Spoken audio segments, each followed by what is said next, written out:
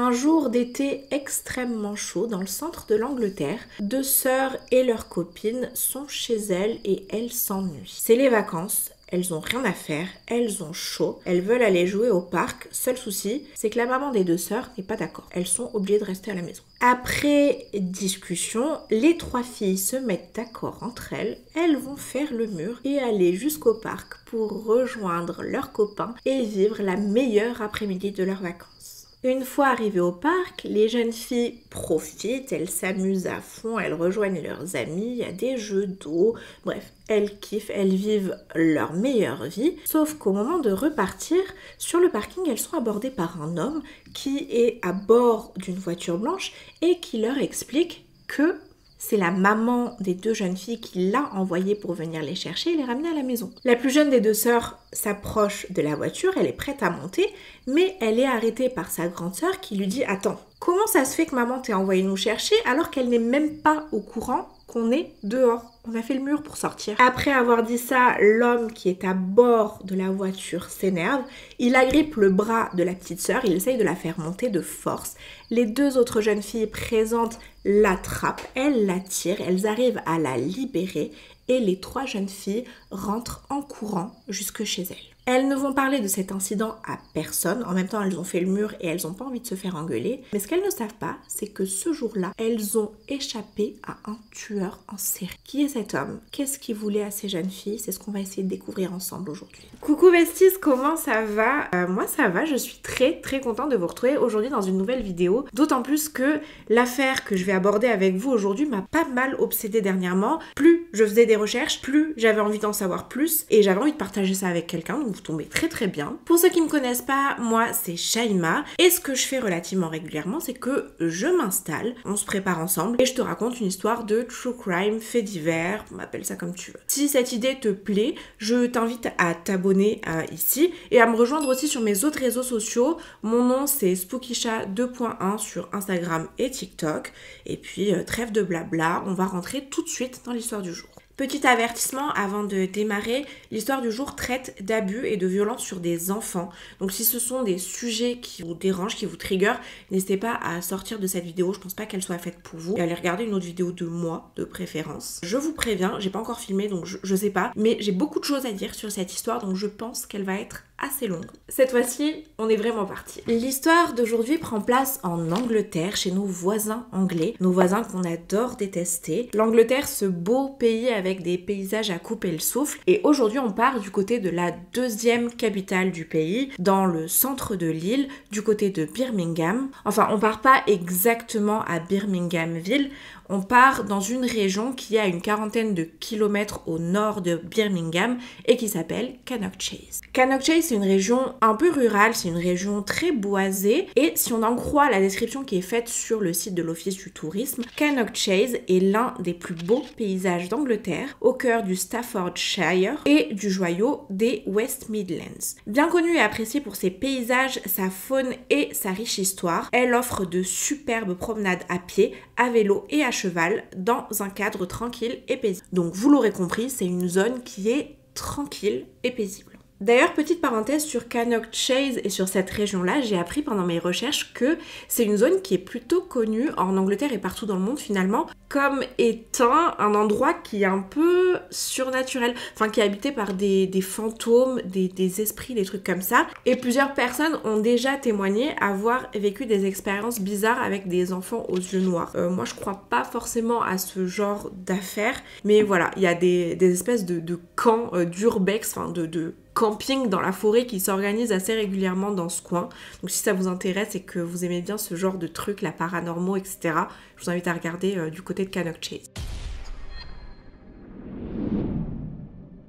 Le 2 décembre 1964, à Aston, dans la région de Cannock Chase, c'est un jour tout à fait normal pour la petite Julia Taylor, 9 ans. Enfin, c'est un peu plus qu'un jour normal pour la petite fille, c'est un jour qui est plutôt heureux parce qu'elle passe l'après-midi chez une de ses copines. Elles jouent ensemble pendant un moment, c'est son anniversaire. Et l'avantage, c'est qu'en plus d'être sa copine, cette petite fille avec qui elle joue tout l'après-midi est aussi sa voisine, donc elle peut y rester un certain temps. Faut que j'arrête de me gratter le visage, je suis rouge de partout, purée. Et autour de 21h, Julia décide de rentrer chez elle. Elle a que quelques mètres à faire pour rentrer à la maison, donc elle part toute seule. D'autant plus que je vous l'ai dit, elle habite dans la campagne anglaise, dans une région qui est paisible, qui est calme, où tout le monde se connaît. Et on est dans les années 60. Donc les gens n'ont pas vraiment cette notion du danger, ce qui fait qu'ils laissaient assez régulièrement leurs enfants rentrer et partir tout seuls. Much more close-knit communities, so children would have been given a lot more freedom than they would have today. For example, it would be perfectly normal for 5-year-olds, 6-year-olds to walk to school. It was simply regarded as safe in those days to be able to allow a child to do so. So even though we're talking about our own culture only half a century ago, we've got to try and get into the mindset that that culture has many differences from how we would behave ourselves in today, especially in relation to children. Je me permets d'anticiper un peu les commentaires des gens qui vont venir incriminer les parents de la pauvre Julia en disant que c'est quelque chose qui était d'usage de laisser ses enfants marcher tout seuls, rentrer tout seuls, jouer à l'extérieur à l'époque. Bref, autour de 21h, Julia marche sur le bord de la route, voilà, elle parcourt les quelques mètres qui la séparent de sa maison, quand une voiture, une Vauxhall Velox, s'arrête à côté d'elle.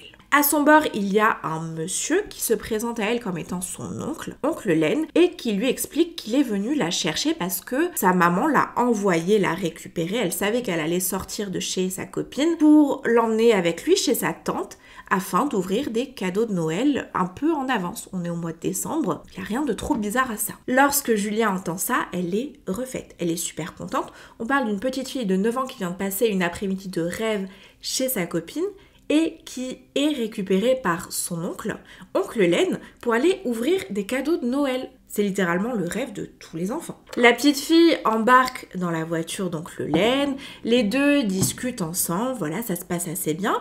Sauf qu'au bout d'un moment, ce monsieur, oncle Len, passe devant la maison de sa tante, mais il s'arrête pas. Ce qui fait que Julia lui demande pourquoi on s'arrête pas chez ma tante. Les cadeaux m'attendent, enfin moi j'ai envie de les ouvrir. À ce moment-là, le monsieur qui était tout gentil, tout sourire, change de comportement. Il se retourne vers Julia, la frappe au visage et lui demande de se taire. La petite fille, complètement effrayée par ce qui vient de se passer, supplie l'homme de s'arrêter, de la ramener chez elle. Sauf que le monsieur a un tout autre plan derrière la tête. Vous l'avez compris, ce monsieur c'est pas du tout l'oncle de Julia, c'est un inconnu, c'est un prédateur qui vient de capturer la jeune fille. Il la transporte à bord de sa voiture jusqu'à une décharge de scories.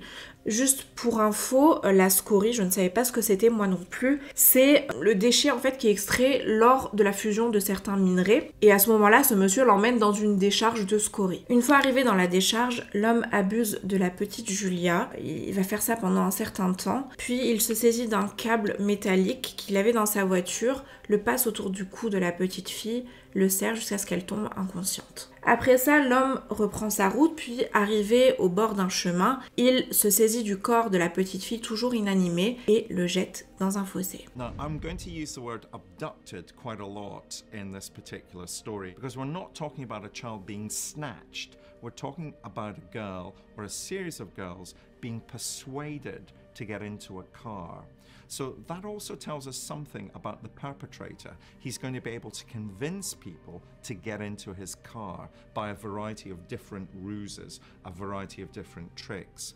The 9-year-old was told that the particular man had been sent by her aunt to pick her up because they were going to pick up Christmas presents. He described himself as Uncle Len and said that he was going to take the little girl to an area called Bentley. In fact, he was taking her to Cannock Chase, and within 50 minutes of being abducted, he was going to rape this little girl, attempt to suffocate or strangle her, and then he's going to push her out of his car.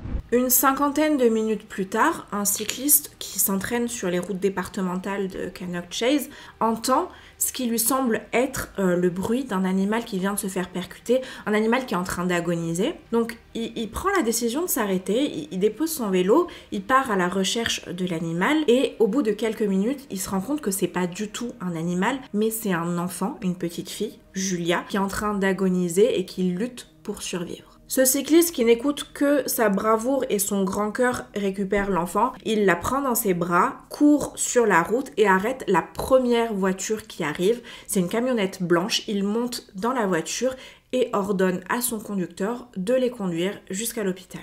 Une fois arrivée là-bas, Julia est prise en charge par l'équipe médicale, elle est opérée d'urgence parce que les blessures qu'elle a subies lorsque l'homme a abusé d'elle sont si intenses que ça a déchiré plusieurs parties de son bas-ventre. À ce moment-là, le médecin qui opère Julia va voir le cycliste qui l'a ramenée, le remercie et lui dit que s'il n'avait pas amené la petite fille de suite, en 20 minutes, ça aurait été plié. Elle serait soit décédée d'hypothermie, puisqu'il faisait assez froid, c'était au mois de décembre, soit elle se serait vidée de son sang. Donc il a clairement sauvé la petite fille à ce moment-là. Après ça, la petite fille se remet à l'hôpital de son opération et de ce qu'elle vient de vivre. C'est la police qui prend le relais sur l'affaire.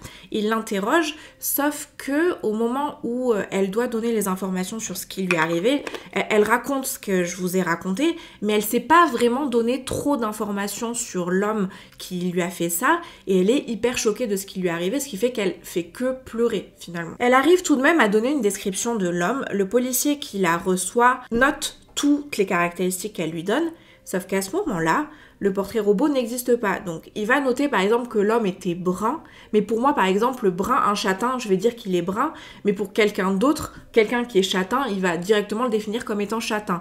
Donc ils partent à la recherche de l'homme, ils font du porte-à-porte pour essayer de le retrouver, mais sans la description hyper précise de ce à quoi il ressemble, ils n'arrivent pas à lui mettre la main dessus. Néanmoins, grâce au porte-à-porte, il tombe sur un témoin oculaire qui a vu la scène, qui a vu une petite fille être abordée par une voiture. La fameuse Vauxhall Velox, c'est une voiture qui n'est pas très courante à l'époque. Et en plus de ça, la voiture est bicolore. J'ai trouvé une photo sur internet, je pense qu'elle ressemblait à ça, c'est-à-dire qu'elle avait le toit blanc et l'habitacle, enfin je sais pas comment ça s'appelle, bleu. Elle avait des petits ailerons, mais il n'a pas pensé à noter la plaque d'immatriculation de la voiture. Les policiers ont de nouvelles informations, ils se disent qu'avec la description de l'homme, la description de son véhicule, ils pourront le retrouver plus facilement. Ils repartent de nouveau sur des recherches, mais malheureusement, elles ne donneront rien. Peu à peu, l'enquête s'essouffle et Oncle Len se volatilise dans la nature. Et je suis désolée si je suis rouge, etc. Je suis en pleine crise d'urticaire, d'allergie. Le printemps, c'est vraiment hyper compliqué pour moi. C'est pour ça que j'ai pas mal de difficultés à respirer aussi. Donc on va faire avec. Bref, petite avance rapide jusqu'en septembre 1965, donc 9 mois après l'agression de la petite Julia, quand Margaret Reynolds, 6 ans, s'en va à l'école comme tous les jours et comme tous les enfants de son âge. Ce jour-là, c'est un mercredi. Margaret rentre chez elle tous les midis en compagnie de sa sœur, sa grande sœur Suzanne. Elles n'étudient pas dans la même école, mais elles se retrouvent faire un bout de chemin ensemble. Donc les deux petites filles s'adorent. Elles rentrent ensemble pour déjeuner avec leurs parents. Après le déjeuner, elles jouent un petit peu, puis repartent. Elles font un bisou à leur maman qui leur souhaite une bonne après-midi, qui leur dit de bien travailler.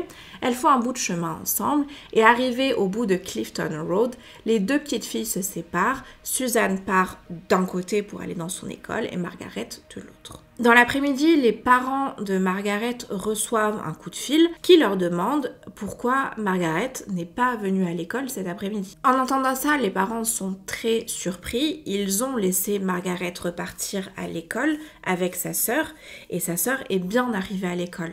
Donc ils préviennent la police qui ouvre une enquête de suite. D'autant plus que, effectivement, j'ai fait une avance rapide, mais je vous ai pas dit, dans la région, depuis l'affaire Julia, il y a eu beaucoup d'affaires relativement similaires où un homme traquait les enfants pour les récupérer dans sa voiture et abuser d'eux. Donc la police prend très au sérieux le signalement des parents de Margaret. Immédiatement, plus de 200 bénévoles s'investissent dans la recherche de la petite fille. Ils font des battues, ils fouillent tous les monuments de la région. Plus de 160 policiers sont réquisitionnés pour retrouver la petite fille.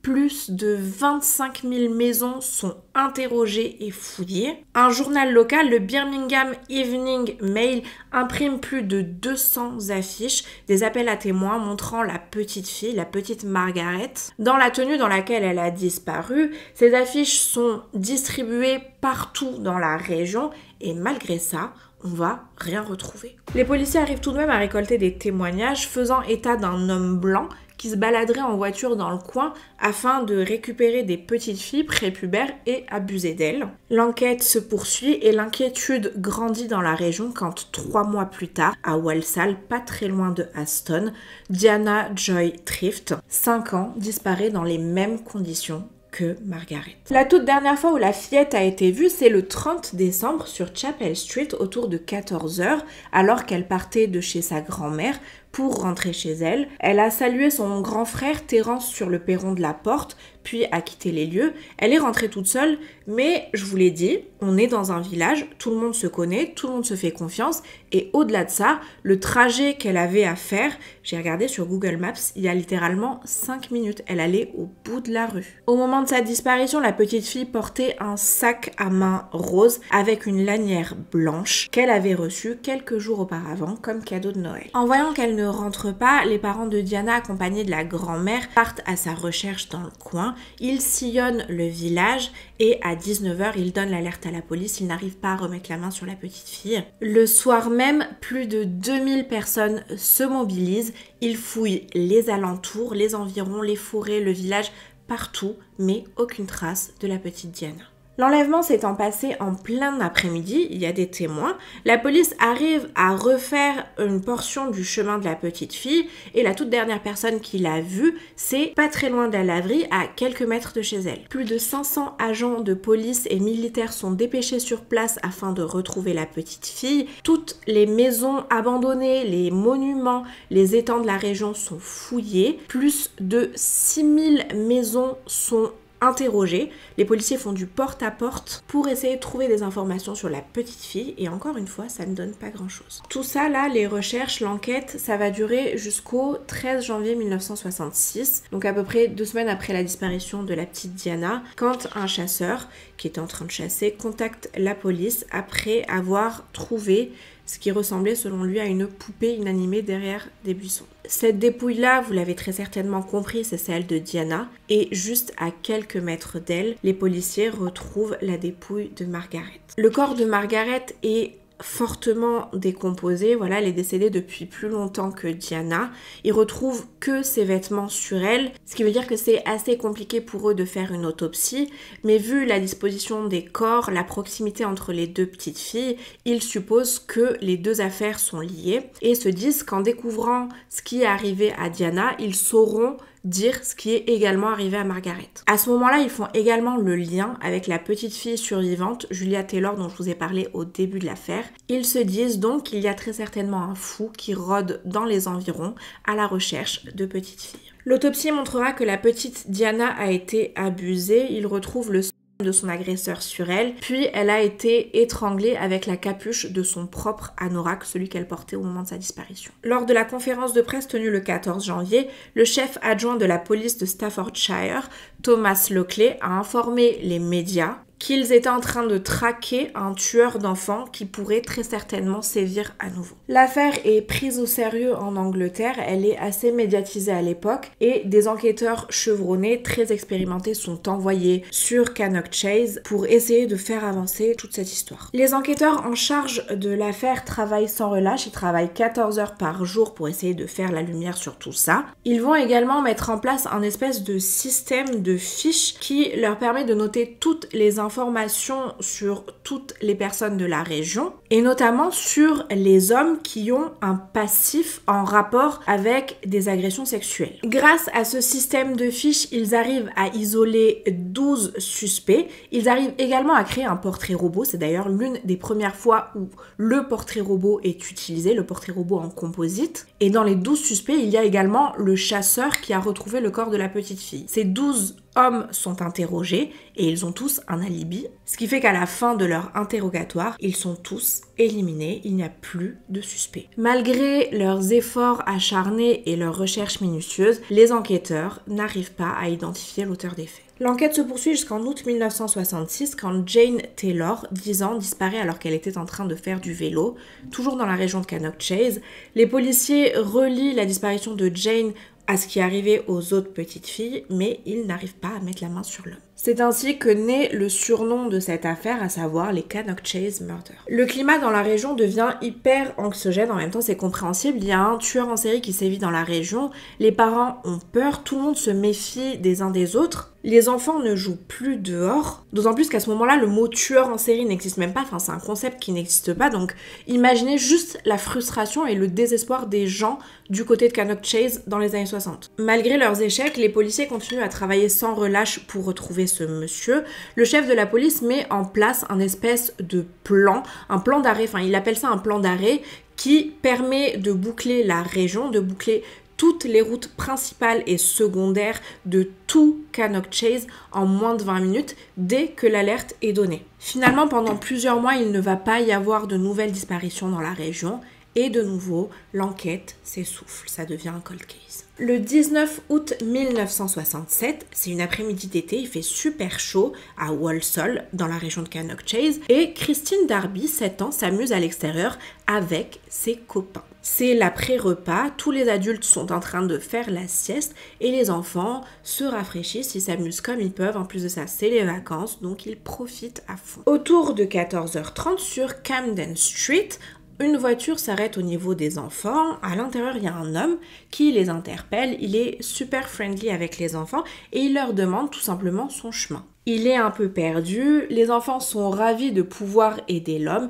Il leur demande où est la rue Caldmore Green Street. Les enfants qui connaissent le coin commencent à indiquer à l'homme où se trouve la rue, sauf que l'homme est réellement perdu. Il a besoin qu'on le guide un peu plus précisément que ça. Et en plus, les explications des enfants sont pas super claires. Ils connaissent pas vraiment leur gauche de leur droite, ce qui fait qu'au bout d'un moment, le monsieur demande à un des enfants s'il veut bien monter dans la voiture pour lui indiquer où est la Caldmore Street. Il promet de raccompagner l'enfant chez lui dès qu'il a trouvé sa rue. Christine se propose, Caldmore Green Street c'est juste à côté de chez elle, et en plus de ça, elle rêve de monter dans une voiture. Sa maman n'a pas de voiture. Donc pour elle, c'est l'occasion rêvée de rendre service, de rentrer en voiture et de s'amuser un petit peu plus. Sauf qu'au moment de partir, le véhicule de l'homme fait une marche arrière, puis démarre en trombe dans la direction opposée à Caldmore Green Street, en direction de Cannock Chase. Ça n'échappe pas à l'œil attentif des copains de Christine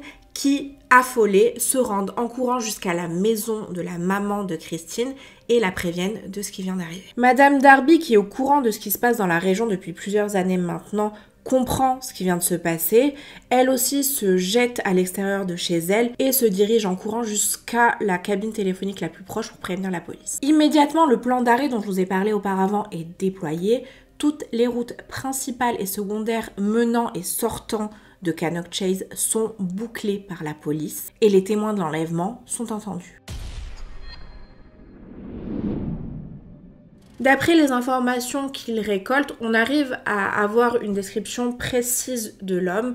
Il a une trentaine d'années, il est blanc, il a les cheveux bruns et il est rasé de près. Il portait une chemise blanche, il conduisait soit une Austin Cambridge, soit une Morris Oxford et il parlait avec un accent local. L'un des enfants qui a été témoin de toute la scène, un certain Nicolas, va expliquer aux policiers qu'il est sûr que l'homme est de la région parce qu'au vu de la façon dont il a prononcé Caldmore Green, ça se voyait qu'il venait de la région. Il n'a pas dit Caldmore comme moi je viens de dire, il a dit Camor, un truc du style, mais c'est un accent qui est très spécifique à cette région-là du Royaume-Uni, ce qui fait dire aux policiers que l'homme connaît bien le coin et qu'il est pas très loin d'eux. En suivant ces 24 000 flyers qui sont distribués dans le coin, dessus il y a une photo de la petite Christine Darby et en plus de ça il y a une inscription qui dit Christine Darby, : étiez-vous à Cannock Chase samedi dernier ? Point d'interrogation. Si oui, prenez contact avec la police. Grâce à ça, un témoin oculaire se présente spontanément à la police.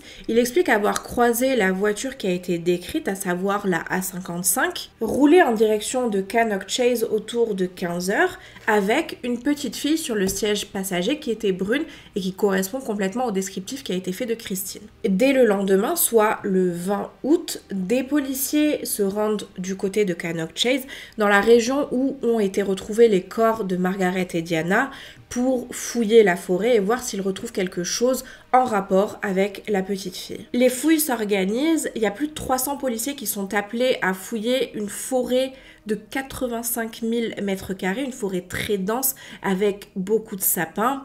Le lendemain, ces hommes-là sont rejoints par 250 soldats de l'armée britannique pour les aider à retrouver l'enfant. Et grâce à eux, ils arrivent à mettre la main sur une culotte d'enfant souillée, accrochée à une branche de sapin, ce qui présage pas grand-chose de bon pour la suite. Le lendemain, c'est une chaussure qui est retrouvée dans la forêt et malheureusement, 2 jours plus tard, il tombe sur le corps de la petite Christine. L'endroit où l'enfant a été découverte n'est qu'à 1,5 km de là où les 2 autres petites filles ont été trouvées. D'ailleurs, les filles vivaient dans un rayon de 17 km, donc tout s'est passé dans la même région.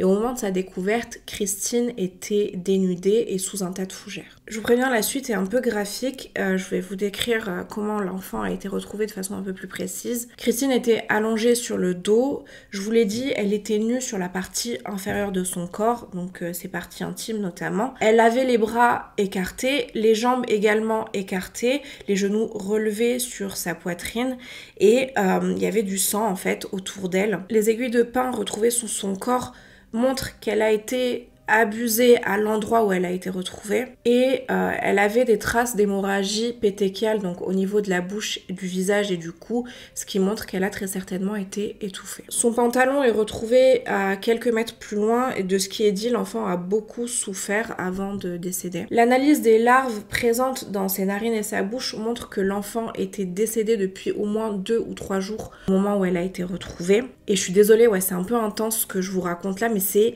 nécessaire pour comprendre l'histoire et la gravité de ce qui s'est passé. Sur un chemin, des traces de pneus sont retrouvées. Les pneus sont de marque Pirelli, donc le constructeur du Royaume-Uni, le distributeur le plus proche est appelé, mais malheureusement, il n'arrive pas à donner la liste de tous les clients à qui il a vendu ce type de pneus. Une seconde chasse à l'homme s'organise, des témoins très importants vont venir apporter leur aide, et notamment un homme qui s'appelle Victor, qui était à Cannock Chase le jour de la disparition de l'enfant et qui est certain de la marque du véhicule de l'homme qu'on recherche. Pour lui, il s'agit d'une Austin Cambridge A60 qui était grise. Il l'a vu repartir de l'endroit où l'enfant a été retrouvé. Certes, Victor n'a pas noté la plaque d'immatriculation de la voiture, mais grâce à ces informations, la police peut partir sur d'autres pistes, des pistes un peu plus sérieuses qui leur permettent d'isoler plus d'1 300 000 dossiers d'impôts identifiant plus de 23 000 véhicules à vérifier. Et dites-vous que la police va retrouver tous les propriétaires de ces 23 000 voitures et tous les interroger sur leur alibi le jour de la disparition, de l'enlèvement de la petite Christine. S'il vous plaît, je veux juste qu'on fasse un point sur l'implication des enquêteurs à ce moment-là. Vous imaginez pas le travail... Enfin, aujourd'hui, on a pas mal d'outils informatiques qui nous facilitent un peu le boulot, mais à ce moment-là, ils n'ont pas de connaissances en profilage, ils communiquent pas en fait d'une unité à l'autre, d'une région à l'autre. Ils font tout sur papier, ils ont des fiches et les vérifient manuellement. C'est un travail de fourmi qui a été effectué. Suite à ça, une autre dame se présente spontanément aux policiers. Elle confirme ce qui a été dit par Victor sur le modèle de la voiture, mais elle apporte des informations supplémentaires, à savoir un descriptif encore plus précis de l'homme. Avec l'aide de cette dame, la police effectue un portrait robot. C'est le tout premier portrait en composite et en couleur qui a été effectué dans l'histoire des enquêtes britanniques et qui a été diffusé à large échelle dans tout le pays. Le 5 septembre 1966, c'est plus de 2000 impressions de ce portrait robot qui ont été faites et distribuées dans des journaux à travers tout le Royaume-Uni. Et quelques jours plus tard, en première page du Daily Express, un identikit est publié permettant d'identifier précisément le bourreau. En janvier 1968, plus de 200 détectives viennent s'ajouter aux effectifs de l'enquête et c'est plus de 54 000 maisons qui sont fouillées.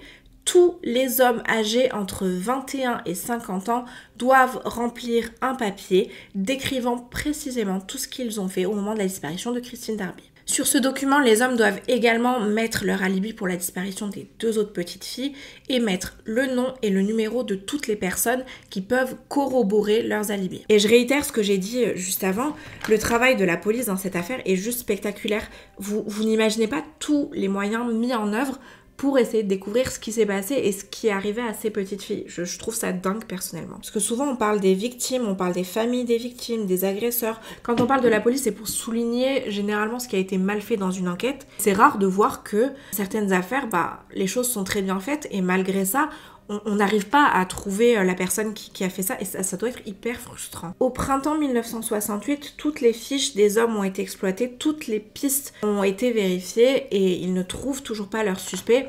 À ce moment-là, les enquêteurs en charge de l'affaire sont persuadés qu'ils ont déjà interrogé l'homme, ils sont passés à côté de quelque chose. De nouveau, l'enquête et l'affaire s'essoufflent, il y a de moins en moins de policiers affectés à l'enquête et toute cette histoire tombe un peu aux oubliettes. Le 4 novembre 1968, Margaret Holton, 10 ans, est à Walsall avec sa maman et son frère. C'est la fête du village, tout le monde allume des feux d'artifice, des feux de joie, etc. Tout le monde s'amuse. Et au bout d'un moment, Margaret se perd. Elle se fait aborder par un homme qui lui demande si elle est perdue, si elle cherche son chemin. Elle répond que oui. Il lui dit qu'il va l'aider, mais avant ça qu'il faut aller avec lui dans sa voiture pour récupérer des feux d'artifice. Et puis il explique à la petite fille de 10 ans que par la même occasion, il lui donnera des feux d'artifice pour qu'elle aussi puisse s'amuser. Margaret suit l'homme, mais une fois arrivée dans le parking et au niveau de la voiture, elle regarde un peu vite fait comme ça d'extérieur ce qu'il y a à l'intérieur et elle voit que dans la voiture, au niveau du siège passager et à l'arrière, il n'y a que des papiers journaux. Il n'y a pas du tout de feu d'artifice comme l'homme prétendait. Lorsqu'elle voit ça, la petite fille comprend qu'il y a un truc bizarre dans l'histoire. Elle recule, elle essaye de fuir, mais au moment où elle veut partir, elle est rattrapée par l'homme qui essaye de la forcer à monter dans sa voiture. Elle n'est pas vraiment d'accord, elle se débat et de l'autre côté du parking, il y a une jeune fille de 18 ans, Wendy Lane, qui observe la scène depuis son coin. Elle comprend qu'il y a un truc de bizarre entre l'homme et la petite fille, donc elle crie au monsieur de libérer l'enfant. Il dit « lâchez-la », visiblement elle n'a pas envie d'être avec vous. L'homme continue de forcer pour essayer de faire rentrer Margaret à l'intérieur. Wendy se jette sur l'homme, elle arrive à faire libérer la petite Margaret, elle la récupère, elle la protège et pendant ce temps-là, le ravisseur prend la fuite. Wendy est super choquée, elle a 18 ans, elle aussi c'est une enfant, mais elle a eu la bonne réaction, c'est-à-dire qu'elle a sauvé l'enfant. Et en plus de ça, elle a noté mentalement la plaque d'immatriculation de la voiture. C'est vraiment une star, Wendy, quand même. Elle appelle la police, elle explique la situation, elle explique ce qui vient de se passer et donne le descriptif de la voiture, à savoir une Ford Corsair verte. Elle donne également la plaque d'immatriculation qui est 429 LOP. La police, forte de cette découverte, de cette nouvelle piste, part à la recherche de la fameuse Ford Corsair. Ils épluchent le registre d'immatriculation, enfin toutes les fiches qu'ils ont fait avec les voitures et leur immatriculation. Et malheureusement, ils ne trouvent pas de voiture immatriculée en 429 LOP.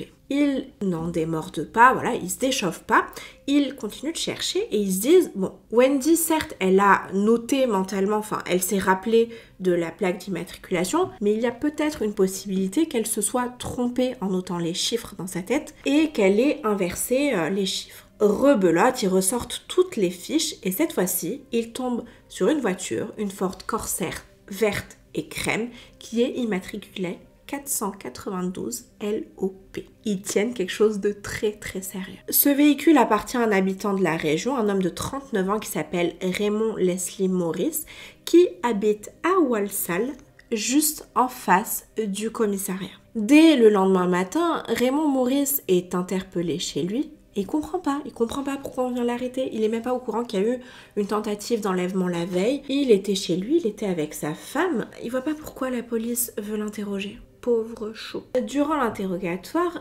Raymond reconnaît posséder la voiture en question, la Corsair verte avec l'immatriculation qui a été décrite par Wendy, et il explique aussi aux policiers avoir déjà possédé dans le passé une Austin à 55 grises. Vous voyez exactement là où je veux en venir. Pendant l'interrogatoire, Wendy Lane est conviée au poste. On lui présente, vous savez, différents suspects. On lui présente en fait l'homme qui a été retrouvé, Raymond, au milieu d'autres hommes. Mais malheureusement, elle n'arrive pas à le reconnaître. En même temps, c'était dans la nuit. Donc, elle a eu du mal à reconnaître Raymond. Et comme elle s'est trompée, Raymond est libéré. À ce moment-là, ils n'ont pas vraiment de preuves solides contre lui, ils sont obligés de le laisser repartir, mais les deux enquêteurs qui ont interrogé Raymond Morris au moment de la tentative de kidnapping sont hyper choqués de la ressemblance de l'homme en question et du composite qui avait été diffusé dans les médias. Mathieu vous met les deux photos, vous me dites ce que vous en pensez. Je trouve qu'il y a une ressemblance, mais elle n'est pas non plus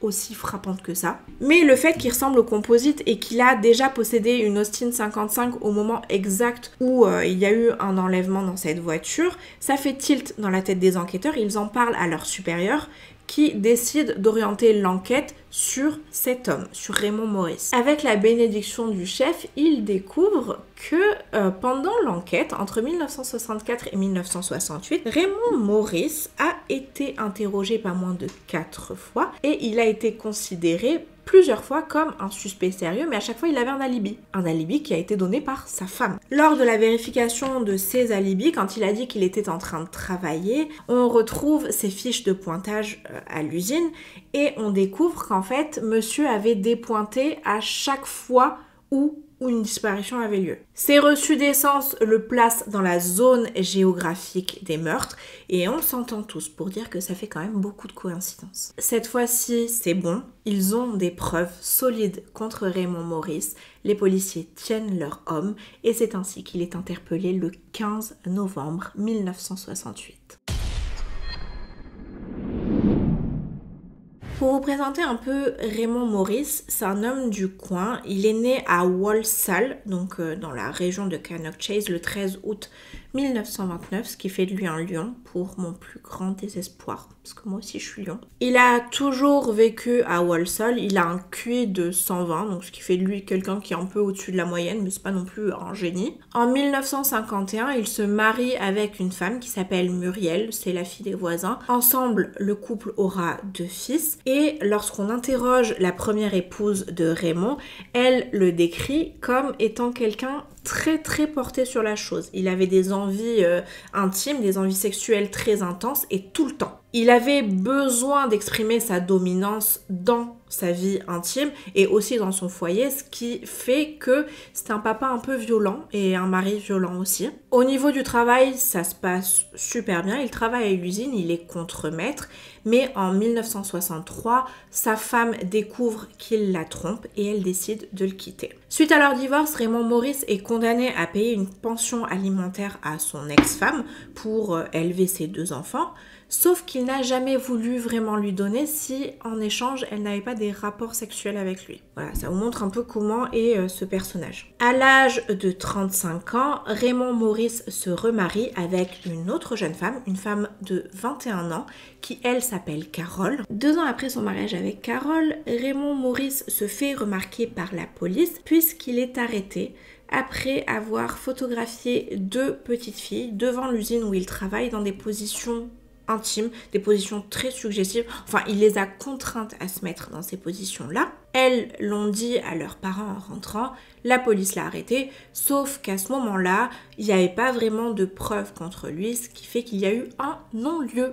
Yay! Bref, si on en revient au Cannock Chase Murder, quelques heures après l'arrestation de Raymond, c'est au tour de sa femme Carole d'être arrêtée, d'être interrogée dans les locaux de la police. Et initialement, Carole Morris est catégorique. Le jour de la disparition de Christine Darby, autour de 14h, elle était avec son mari. Elle le confirme devant les policiers. Néanmoins, après plusieurs heures d'interrogatoire, elle finit par avouer qu'elle a donné un faux alibi à son mari. Elle explique que celui-ci n'est rentré à la maison qu'à 17h le jour du drame, en lui expliquant qu'il est resté au travail à cause de son manager qui lui a demandé de rester travailler un peu plus tard. Il est ensuite allé avec elle et ses beaux-parents chez Marks & Spencer pour acheter des gâteaux qu'ils ont mangés en rentrant à la maison. Le manager de Morris est interrogé, les fiches de pointage sont vérifiées Et au moment de la disparition de Christine Darby, il n'était pas au travail, il n'était pas avec sa femme, ce qui veut dire qu'il n'avait pas d'alibi. L'étau se resserre autour de Raymond Maurice et ça me fait extrêmement plaisir. Ses beaux-parents sont interrogés, ils confirment la version de Carole, à savoir ils sont allés au supermarché ensemble, ils ont acheté des gâteaux, ils les ont mangés en fin d'après-midi, mais ils ne l'ont pas vu l'après-midi. À 14h, il n'était pas avec ses parents, il n'était pas avec ses beaux-parents, il n'était pas au travail, il n'était pas avec sa femme, il n'a pas d'alibi. Lorsque Raymond Maurice est confronté à ces mensonges finalement, au fait qu'il n'a plus d'alibi, il est désemparé. Il perd un peu son calme face à la police, puis il se reprend, il se reconcentre et cette fois-ci, il ne dit plus rien, il veut un avocat. Il refuse également de se présenter au défilé d'identité. Vous savez, le truc qu'il y a eu juste avant avec Wendy où il faut le mettre au milieu d'autres suspects pour qu'il soit reconnu. Victor, vous savez, le témoin qui a aperçu sa voiture dans la forêt à Cannock Chase est appelé. Il identifie positivement Raymond Maurice comme étant l'homme qui conduisait la Austin A55 qu'il a croisé à Cannock Chase. La voiture qui a été vendue quelques semaines après le meurtre de la petite Christine est retrouvée. Elle est placée sous scellé en attente d'un mandat pour pouvoir analyser l'intérieur. Et dans la foulée, le 17 novembre, le domicile du couple Raymond et Carole Maurice est perquisitionné. À l'intérieur du domicile, les policiers retrouvent une cachette, une petite cache, où le monsieur avait stocké des tonnes de photos à caractère intime, pour pas dire le mot, impliquant des enfants. Et c'est pas des photos de n'importe quel enfant, puisque ce sont des photos de la nièce de Carole qui avait 5 ans au moment des photos. Ces dernières ont été prises dans le domicile du couple au moment où Carole avait sa petite nièce sous sa garde. On reconnaît pas, enfin il n'y a pas le visage de Raymond sur les photos, mais la police arrive à identifier ses mains et ses avant-bras grâce aux cicatrices qu'il avait. Donc c'est bien lui qui a pris ces photos-là. Suite à ça, Raymond est arrêté officiellement. Il est placé en détention à la prison de Winson Green en attente de son procès. Il est accusé d'homicide au premier degré sur Christine Darby, tentative d'enlèvement sur Margaret Holton et attentat à la pudeur sur la nièce de sa femme. Le procès de Raymond Maurice s'ouvre le 10 février 1969 aux assises de Stafford. Et le moins que l'on puisse dire, c'est que ce procès est mouvementé. En même temps, tu me diras, vu la nature des actes, vu les faits qui lui sont reprochés, les jurés ont du mal à rester impassibles face à cet homme. Même moi, là, ça fait 60 ans que cette histoire s'est passée et j'ai quand même du mal, tu vois, quand je l'entends. Je pense que si je l'avais en face de moi au moment du procès, j'aurais eu envie de me la donner avec lui. Le premier jour, le jury est constitué majoritairement d'hommes, puisque à l'époque on trouve que ce genre d'affaire est un peu trop sensible pour que des femmes puissent juger. Elles sont trop, comment ils ont dit, émotives. Voilà. Le deuxième jour, les 2 témoins à charge sont présentés par l'accusation. Donc Victor et la dame qui l'a reconnu à Cannock Chase. Et devant les jurés, ils réitèrent le témoignage qu'ils ont donné à la police. Exactement la même chose que le jour de la disparition de la petite Christine. Ce même jour, Carole, la femme de Raymond Maurice, est également interrogée. Elle va donner toutes les habitudes de son mari. Elle donne également le chemin qu'il prenait habituellement pour se rendre au travail. Et ce chemin passe tous les jours, enfin l'homme passe tous les jours, juste à côté de Caldmore Street et Camden Street. Donc l'endroit où la petite Christine a été enlevée. Elle affirme également avoir menti lorsqu'elle a donné son alibi pour la première fois et lorsque l'avocat lui demande si oui ou non son mari aurait été capable de faire ça à la petite Christine, elle répond par la négative. Pour elle, certes, il y a des coïncidences, mais son mari n'est pas capable de faire ça. Pendant le procès, Julia Taylor, la petite fille, vous savez, qui a survécu à la première attaque dont je vous ai parlé au tout début, s'est levée, elle a hurlé, elle a pointé du doigt Raymond Maurice en disant « c'est lui qui me l'a fait » avant d'être reconduite à l'extérieur du tribunal en pleurs. Elle a littéralement été traumatisée et c'était une adolescente au moment des faits, elle s'en rappelait vraiment très fort. De son côté, Raymond Maurice a choisi de témoigner lui-même pour sa défense.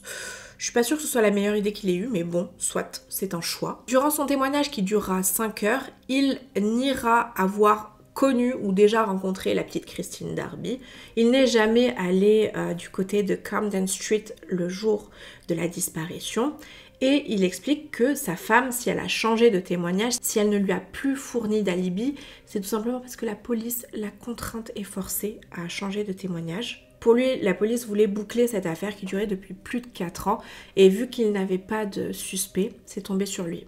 Par contre, lorsqu'il est interrogé sur les photos explicites qu'il a prises de la nièce de sa femme, il reconnaît avoir pris ces photos. Il dit que c'est arrivé lors d'un accident. La petite fille s'était renversé quelque chose dessus et elle est tombée à la renverse en fait. Ses vêtements se sont soulevés. Elle est tombée sur son lit et puis il a pris les photos mais il sait pas trop pourquoi il a pris ces photos-là. Et je vous jure que quand j'entends ce genre de justification, je me demande si eux-mêmes y croient à ce qu'ils disent. C'est tellement improbable, c'est tellement pas possible que je ne comprends même pas qu'on puisse se présenter ouvertement devant des jurés et expliquer ça. C'est comme l'histoire, vous savez, avec le député là, qui a mis accidentellement des substances dans le verre de sa collègue qui lui était pas destiné parce que son chat était décédé quelques jours auparavant, je sais pas quoi. Enfin, je vous jure, parfois, vaut mieux rien dire que raconter ce genre d'ineptie. Durant ce même témoignage, il explique que lui-même, il était dégoûté d'avoir pris ces photos, il ne se reconnaît pas, il ne sait pas pourquoi il a fait ça, et il s'excuse auprès de la famille de Carol. Il plaide non coupable dans l'enlèvement de Margaret, dans le meurtre de Christine, mais plaide coupable pour avoir pris les photos. C'est vraiment de la manipulation pure et dure, ce genre de mouvement. Suite à ça, le jury part délibérer pendant 2 heures, et le 18 février à 16h28, le jugement est énoncé. Raymond Leslie Morris est reconnu coupable de la tentative d'enlèvement sur Margaret Holton et du meurtre sur la petite Christine Darby. Il est condamné à la réclusion criminelle à perpétuité. Lorsqu'il entend le verdict, Raymond se retourne vers le public, il jette un coup d'œil à sa femme Carol, puis est emmené vers la voiture de police sous les insultes de tout le public. Il ne manquait plus qu'il lui jette des tomates et c'était bon. Juste du côté des autres victimes, Julia la survivante, Margaret et Diana, les 2 autres petites filles qui ont été retrouvées en premier, il n'a jamais été inquiété, il n'y a jamais eu de preuves solides contre lui, mais la famille et la police est persuadée que c'est lui qui leur a fait ça. 5 semaines après sa condamnation, le 28 mars 1969, l'homme qui avait acheté la Austin A55 à l'époque, la Austin grise, dans laquelle Raymond Morris avait kidnappé Christine Darby, a immédiatement conduit sa voiture sur le parvis de son garage, puis l'a brûlée en public. Il était tellement dégoûté d'avoir acheté cette voiture qu'il avait envie de s'en débarrasser. Raymond Morris a effectué la majorité de sa peine à la prison de Durham, prison qui s'appelle HM. Il a fait appel de sa sentence en novembre 1969, appel qui a été rejeté pour mon plus grand plaisir. Pendant toutes ces années en détention, il a toujours clamé son innocence. Ce n'était pas lui le meurtrier de Cannock Chase.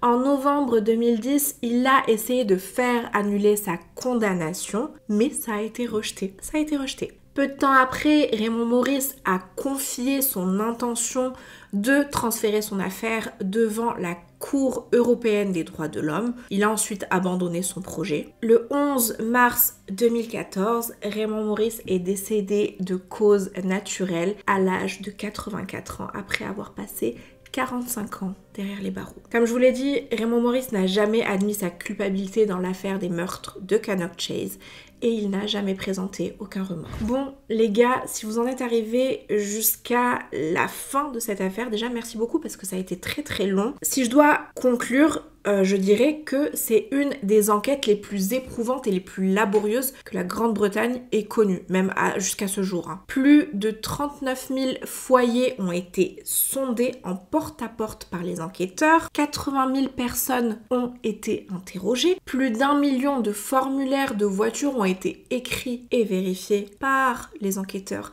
à la mano. On n'arrive pas à se représenter le travail colossal qu'a été cette affaire pendant plus de 4 ans. Et comme je vous l'ai déjà dit durant l'histoire, j'avais envie vraiment de souligner le travail considérable qui a été fourni par les enquêteurs. Je trouve ça assez dingue. Enfin, ils y ont mis beaucoup de cœur et ils ont réussi, heureusement. Par contre, il y a un truc qui est hyper frustrant, c'est que pendant cette enquête, Raymond Maurice a été interrogé 5 fois et il n'a jamais été arrêté. Malgré le fait que les enquêteurs avaient des soupçons sur lui, il était toujours classé comme suspect mais avec un alibi et malgré ça, ils n'ont pas réussi à l'arrêter. Et un truc encore plus frustrant dans cette affaire, c'est que le propre frère de Raymond Maurice s'était présenté à l'époque du meurtre de Margaret Reynolds au commissariat pour expliquer qu'il pensait que son frère était impliqué dans cette histoire. Sa mère est également allée au commissariat pour confirmer les dires du frère et ils ont tous deux expliqué que Raymond avait tendance à être attiré par des jeunes filles prépubères qui correspondaient parfaitement à Margaret, Diana et Julia. Cependant, comme le frère de Raymond Maurice n'avait aucune preuve pour étayer sa déclaration, son rapport portait la mention « aucune autre action ». Donc je comprends qu'il n'ait pas été arrêté à ce moment-là, mais bon, je me dis qu'il y a un monde où il n'aurait pas fait autant de victimes.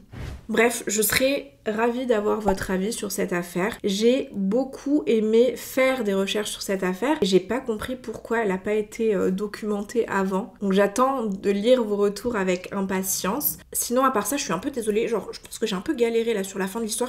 Ma concentration est partie, mon TDAH a pris le dessus sur moi. Je vous prie de m'excuser. Et sinon, je pense que j'ai rien d'autre à vous dire. N'hésitez pas à venir me rejoindre sur mes autres réseaux, à savoir Instagram et TikTok.